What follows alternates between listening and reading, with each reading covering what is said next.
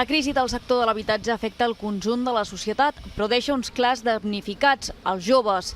La majoria dels agents implicats coincideixen que per fer accessible el mercat s'ha de construir més, una solució que veuen difícil dur a terme a curt o mitjà termini. El que necessitem és, amb un model de creixement econòmic, que és el que volem, creixement econòmic, un model que sigui sostenible en l'àmbit de l'habitatge. I això únicament es pot aconseguir amb nou habitatge. Nou habitatge que, lamentablement, no estem en condicions de fer a curt termini i probablement a mig termini tampoc.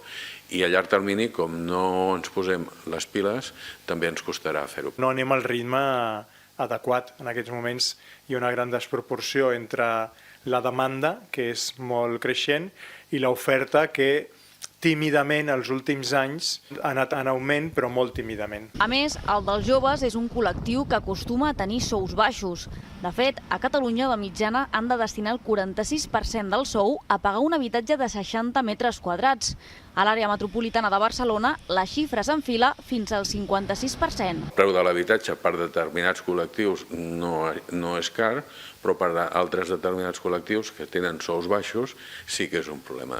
Llavors, potser el problema, o potser el problema que tenim és el model de ciutat, el model econòmic de la nostra ciutat, el nombre de treballadors o de llocs de treball que hem generat amb baixos salaris, però que requereixen habitatge. Un habitatge que amb aquests salaris no es pot pagar. Aquesta dificultat pels joves per accedir a l'habitatge condiciona altres projectes de vida i demogràfics pel conjunt de la societat, com ara la natalitat. Si una persona no té la vida més o menys estabilitzada, no es pot plantejar tenir fills i estar a casa dels pares no és una solució, i després quan aconsegueixen emancipar-se, com acabar compartint pis, doncs és un altre element desincentivador per tenir fills.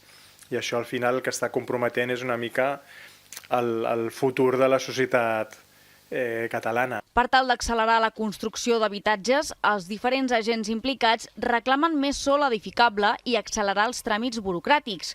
Tot això, a banda de posar a l'abast dels joves ajudes econòmiques i financeres.